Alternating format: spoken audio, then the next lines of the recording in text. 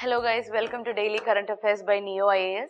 Today is 24th of February 2019 and the topic here we are going to discuss is the Organization of Islamic Cooperation, Dongria Cont, Arjuna Tree, Digital Communication Commission, BharatNet and Universal Service Obligation Fund, Map Aided Program and the previous year question revision series. Okay, coming to the first topic, that is Organization of Islamic Cooperation. This OIC is in news because Sushma Swaraj has been invited to address the Organization of Islamic Cooperation meeting. Okay, and this organization, when we go to the background, this organization is the second largest intergovernmental organization after United Nations. Okay, the membership, that is 57 states, it is spread around 4 different continents. Okay, so size of an international organization is decided by the number of countries involved in it. Okay, so the biggest international organization is the United Nations and the second one is Organization of Islamic Cooperation with 57 states. Okay, and it is a collective voice of the Muslim world. What it do is that it safeguards and protect the interest of the Muslim worlds and they promote and sustain the international peace and harmony among the people of the world. Okay, and this OIC has a permanent seat, a permanent delegation to United Nations as well as the European Union. And it has main 3 official languages. The 3 official language of OIC is Arab, French and English. Okay, never forget this, it's Arab, English and French. Okay, there are also like specialized organs under this OIC. So there are many specialized organs. The main ones are Islamic Development Bank. They have a Islamic Development Bank and this Islamic Education and Scientific Cultural Organization. So one important organ under this is Islamic Development Bank. The other one is Islamic Education, Scientific and Cultural Organization. So the headquarters is at Jeddah, that is in Saudi Arabia, and the Islamic Summit, you frequently see in news, the Islamic Summits, they are organized by OIC. Okay, so OIC is a very important organization. Please make a note of it because it is as this terrorism thing is growing and the countries are all vigilant about it, the countries are getting into the grey list of FATF. So you have to know what how Muslim world respond to it. So the voice of Muslim world is, as I said, OIC. So you have to know everything about OIC. So as I told you, it has 57 members. 56 members are all the members of United Nations. Okay, so all the 56 members of the OIC is also the members of United Nations, and one member, there is an exception, that is Palestine. Okay, and the members through not only the countries with largest population of Muslims, but also the countries with smallest Muslim population are also a part of OIC. Like India has a large population of Muslims, but India is not a member of OIC. Ethiopia has a large population of Muslim, but it's not a member. Even Russia and Thailand have like a significant population of Muslim, but they are only having observer status in OIC. So not every Muslim dominated countries have a space in OIC. Okay, then I would also like you to know that states are the countries with very minute Muslim population, that's a Bosnia, then the Central African Republic, or even the Russia, Cyprus. Countries like this, they are also the observer states of OIC. So there is no category like Muslim dominated countries should be a member or like the Muslim Republic should be a part of OIC. There is no such things. Okay. So that's all you have to know about OIC. I think that is it. Coming to the next topic, that is Dongria Cont. I'll tell you why it is in news, because this Dongria Cont has been, they have been facing a lot of issue from this Vedanta group.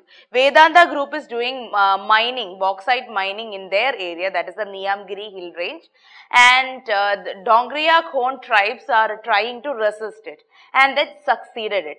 That is why it is in news. So, a major reason for this Dongria cone to oppose this bauxite mining is that in in this Niyamgiri mountains, there are a lot of perennial hill streams. So, if mining continues, all these perennial hill stream will be affected very drastically. It will be destroyed. That is why they are opposing this mining project of Vedanta Group. Okay, and they successfully resisted it. That is why it is in news. So, a little knowledge about Dongria cone. One, it is they are from Niyamgiri Hills. Then Niyamgiri Hills is in Odisha. It is spread across Raigada and Kalahandi district of southwestern Odisha, and they are also one among the PVTG, that is a particularly vulnerable tribal group. Very important. I think there are 13 PVTGs in India. So please check it, and if possible, please comment all the PVTG in the comment section. Okay, you can also revise it that way.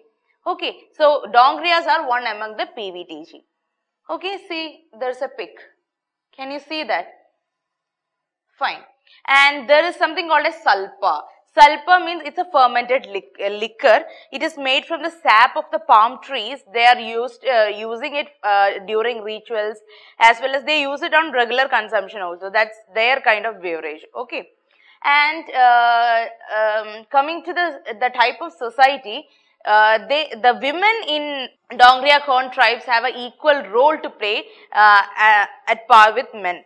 And the men has to pay the bride price, that's a dowry, while marrying a woman. And also they practice shifting cultivation, and they are animistic by religion. Okay, so these are all the major things you have to know about Dongria cone tribes. I am insisting on this because it is one of the PVTG. That is why I am insisting so much on this. Okay.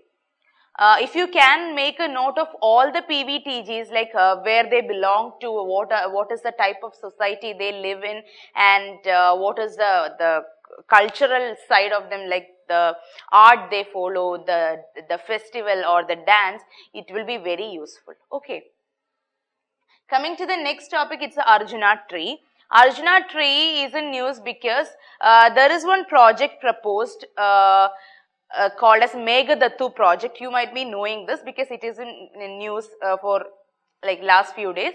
Meghadattu project, there is a proposed project. It is to provide drinking water to the Bengaluru area, and this may result in submergence of a numerous old Arjuna trees present there.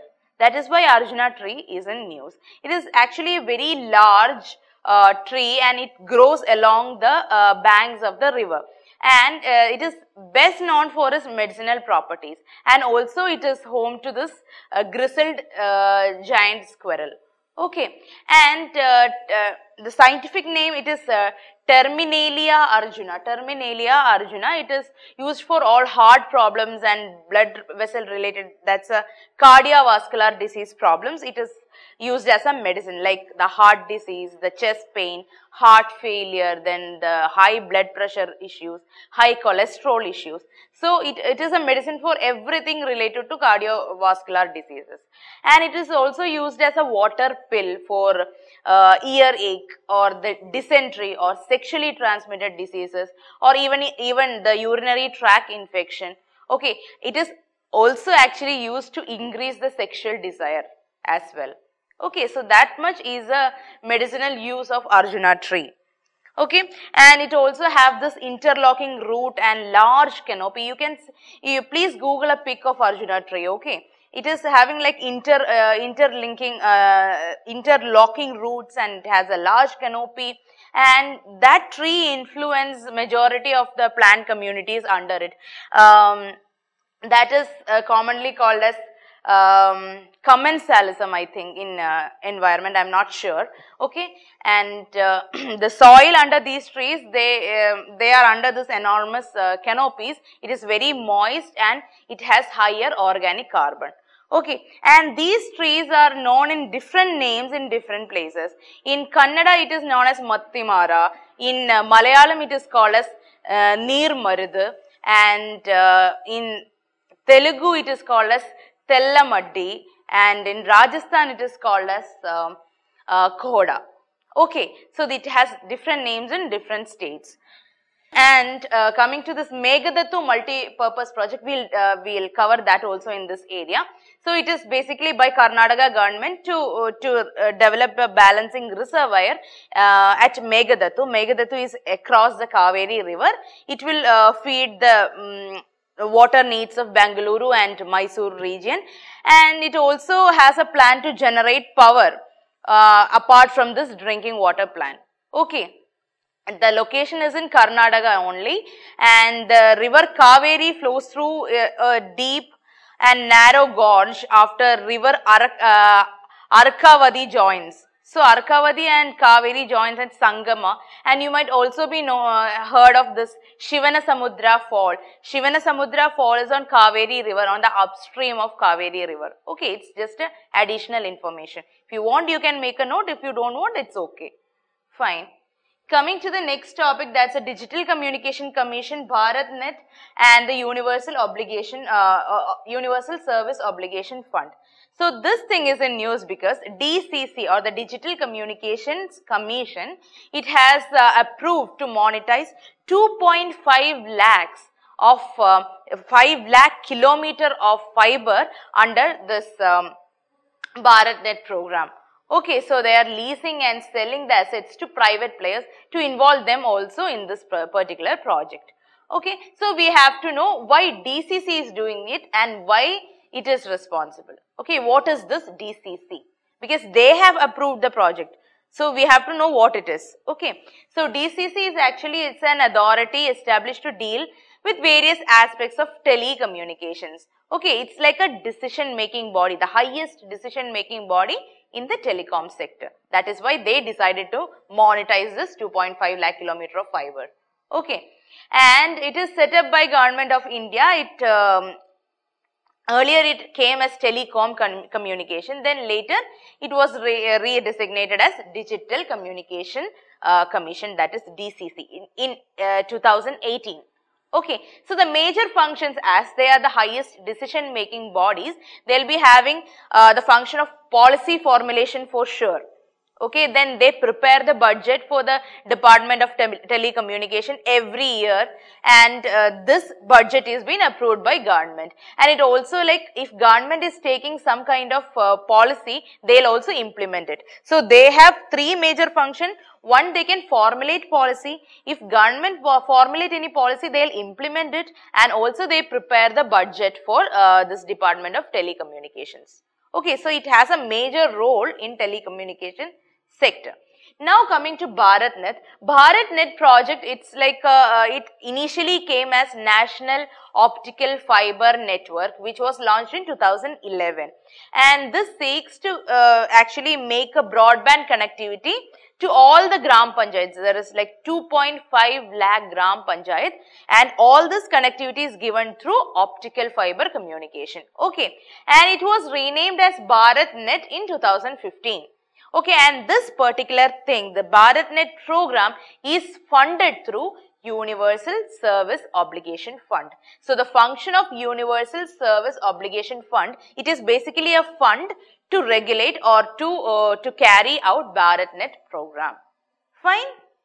And it is this USOF is formed by central government only to fund the connectivity in rural India.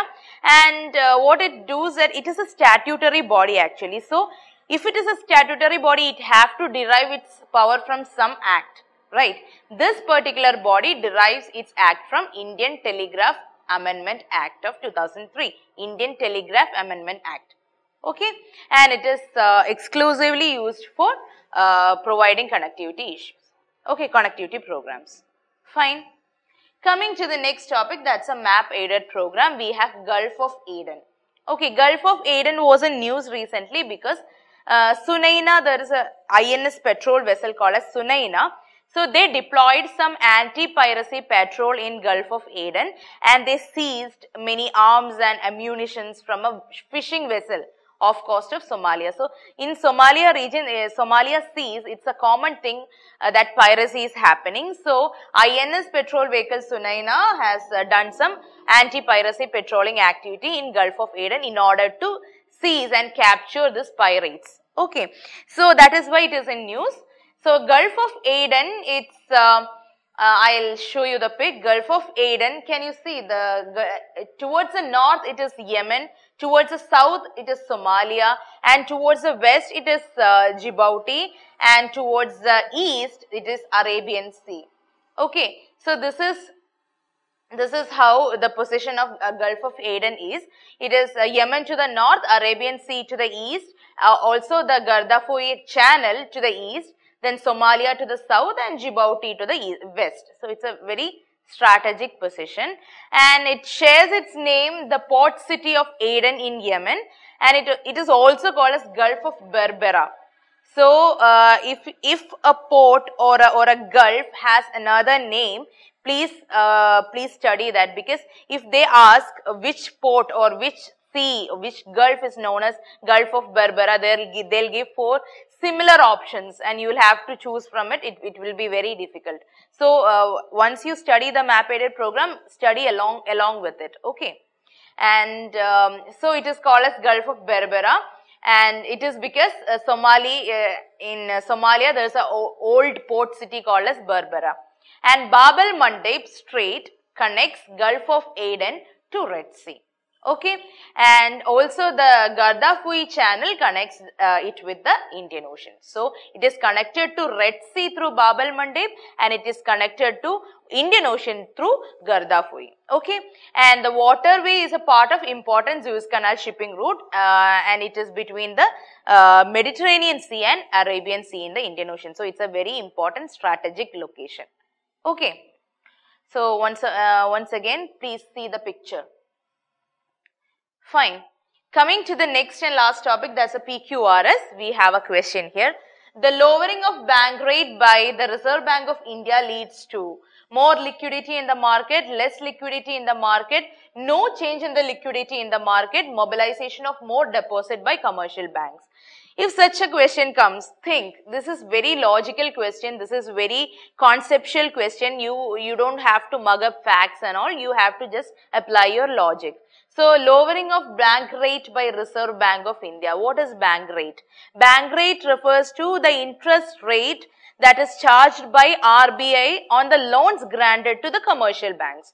So, if they reduce the interest rate, more loans will be taken by the commercial bank. When more money comes to the commercial bank lends more money to the market. So, when bank rate is lowered by RBI, banks' borrowing cost decreases because of the less interest, which in return increase the money supply in the market.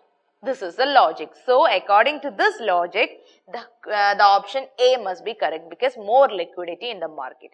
If the interest rate of RBI is low, that means more money with the commercial bank, they'll borrow more and they can lend more to the people. Okay, then people have more money to access and there will be more liquidity in the market. Fine. So that's all for today. So please comment all the PVTGs in the comment section. If you have any doubts, also mention that. Thank you so much. Good night.